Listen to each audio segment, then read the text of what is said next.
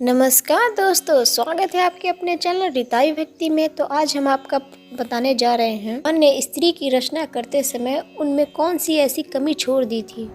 दोस्तों, आज का प्रसंग हम सबको जान लेना बहुत ही अत्यंत आवश्यक है। आपसे निवेदन है कि इस वीडियो को बीच में छोड़ के ना जाएं।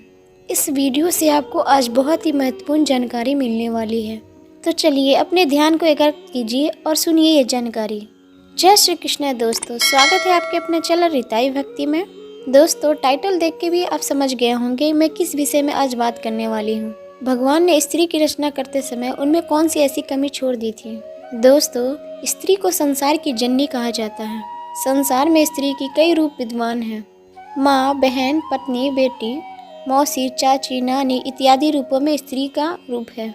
स्त्री के कई नाम हैं और सभी रूपों में अपने कर्तव्यों को भली भांति निभाती है। दोस्तों, हर एक प्राणी में होते, इसमें कोई बड़ी बात नहीं है। चाहे स्त्री हो या पुरुष हो, जिसमें भी गुण होते उसमें भी कहीं ना कहीं कोई दोष जरूर होता है। पर हमें दोषों को ना देखकर गुणों को देखना चाहिए। हमें किसी के दोष देखकर बुरा नहीं बनना है, क्योंकि कहते हैं मनुष्य जो देखता है वही सोचता है और वो जो सोचता है वही करता भी है। इसलिए हम वो देखे ही नहीं जो हमें करना पड़े। पर क्या करें, हम लोगों की मानसिकता ऐसी, हमेशा दोषों को देखते हैं। यही कारण है कि हमारे अंदर हमेशा गुणों का अभाव रहता है और दोषों की अधिकता भरी रहती है। हम जानबूझ के किसी के अच्छे कर्म नहीं देखना चाहते हैं। उसके दुर्गुणों को देखकर हम अपने मस्तिष्क में और वाणी में मैल इकट्ठा करते रहते हैं और उसी को अपनी वाणी और कर्म द्वारा लोगों के बीच फैलाते हैं। तो यहाँ हम सिर्फ दोषों को ना देखकर गुणों पर दृष्टि डालते हैं। स्त्री संसार में भगवान की सर्वश्रेष्ठ रचना है। संसार में मनुष्य का प्राय दुर्भाव स्त्री से ही हुआ है, इसलिए वह संसार की जननी है। स्त्री के कारण ही संसार का संतुलन बना हुआ है। ये भी मैं आपको बताऊंगी कैसे। दर्शक बंधुओं, स्त्री देखने में जितनी कोमल होती है, अंदर से वो इतनी ही मजबूत होती है। संसार के हर दुख, हर तकलीफ, हर परिस्थिति से लड़ने की क्षमता रखती है। हृदय में ममता का अपार भंडार रहता है। करुणा का भाव होता है संतान के प्रति। पुरुष को सुख प्रदान करने की अद्भुत कला होती है। मानव और मानवता की रक्षक होती है। इसलिए हमारे देश में स्त्री को देवी कहा जाता है। उसकी पूजा की जाती है। भयंकर दुख भी बाहें फैला के तैयार रहते हैं। वहाँ दरिद्रता भी घात लगाए बैठती है। घर में लक्ष्मी का आगमन स्त्री पूजा से ही होता है। इसलिए आपसे निवेदन है कि स्त्री को कभी भी तुच्छ ना समझे। स्त्री ही पुरुष की शोभा है। स्त्री से ही घर बना है। ईंट, लकड़ी, पत्थर से बनने वाला घर तब तक वह घर नहीं बनता है जब तक उसमें स्त्री निवास न करे। स्त्री को गृह इसलिए कहा जाता है क्योंकि उसके आने से ही घर बनता है। बिना स्त्री की घर की कोई शोभा नहीं होती। भगवान ने बहुत ही सोच समझ कर स्त्री को बनाया है। स्त्री को बनाने के लिए परमात्मा ने काफी समय लिया था ताकि उसमें कोई गुणों का अभाव न रह जाए।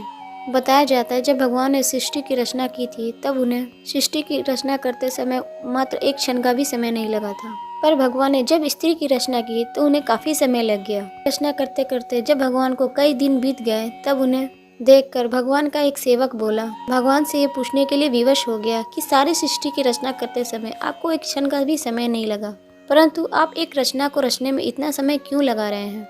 दूत ने भगवान से पूछ ही लिया, हे परमेश्वर, हे सृष्टि के रचयिता, हे अनंत कोट ब्रह्मांड के रचयिता, करोड़ों ब्रह्मांडों की रचना करते समय आपको मात्र एक क्षण का भी समय नहीं लगा, परंतु अब ये ऐसी कौन सी रचना है जिसमें आपको इतना वक्त लग रहा है। तब अपने सेवक के प्रश्न का उत्तर देते समय भगवान कहते हैं, हे पार्षद, यह मेरी सर्वश्रेष्ठ रचना है। इसे दुनिया में स्त्री नाम से संबोधित किया जाएगा। इसके अंदर मैं अपार गुणों को प्रतिष्ठित कर रहा हूँ ताकि हर काम के लिए मुझे पृथ्वी पर न जाना पड़े।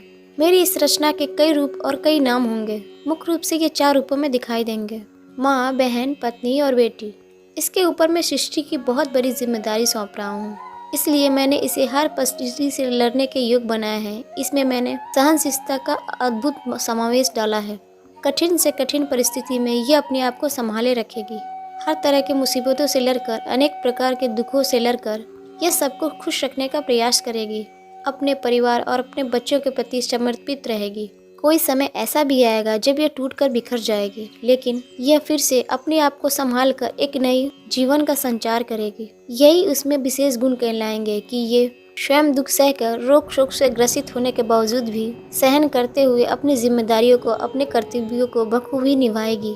दर्शक बंधुओं, स्त्री की यह सहनशीलता और ये बातें सुनकर वो सेवक हैरान रह गया। आखिर इसकी आकृति तो पुरुष की तरह है, लेकिन 2 पैर, 2 हाथ, आँख, कान, मुंह सब एक पुरुष के समान है। फिर अपने दोनों हाथों से ये इतना कुछ कैसे कर पाएगी?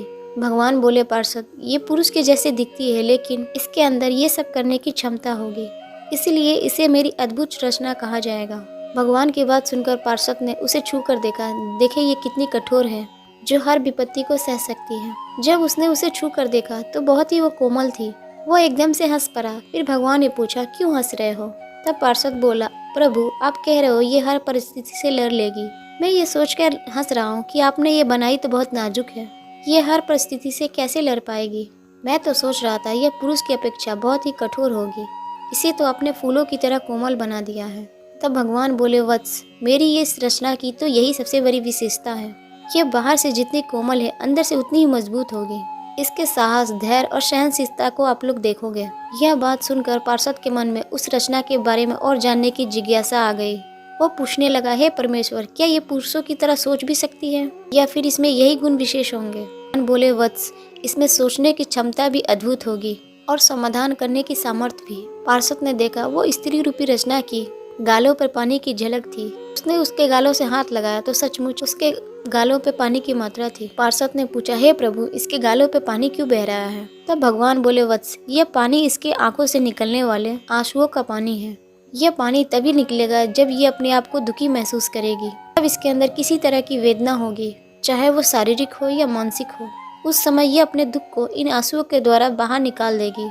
इसके मन की सारी पीड़ा, सारी व्यथा आंसुओं के रूप में बाहर निकल जाएगी और यह फिर से अपने आप को उतना ही मजबूत बना लेगी। अपने दुखों को भुलाने का इसके पास यह सर्वश्रेष्ठ माध्यम होगा और साथ ही यह इसकी ताकत भी होगी। यह अपने आंसुओं से अच्छों को झुका भी सकती है और साथ ही इन आंसुओं से वो अपना अस्त्र भी बना सकती है। दर्शक बंधुओं, भगवान की बात सुनकर सेवक बोला, हे प्रभु, वास्तव में आप महान हो। आपने स्त्री रूपी अद्भुत रचना करके सच में आपने संसार को सजा दिया है, संसार में एक अनमोल रत्न भेजा है। तो सच बात है बंधुओं, स्त्री का त्याग, बलिदान और साहस वास्तव में अद्भुत, अकल्पनीय है।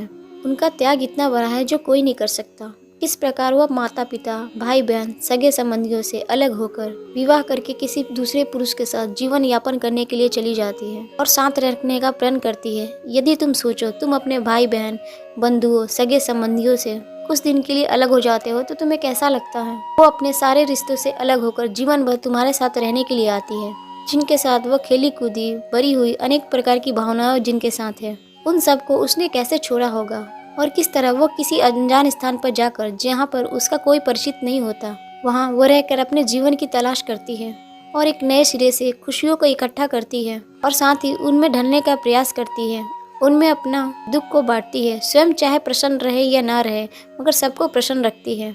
कई बार परिवार के लोग अलग तरह के सोच रखने वाले मिल जाते हैं, उस समय उसका जीवन बड़ा ही कष्टमय होता है।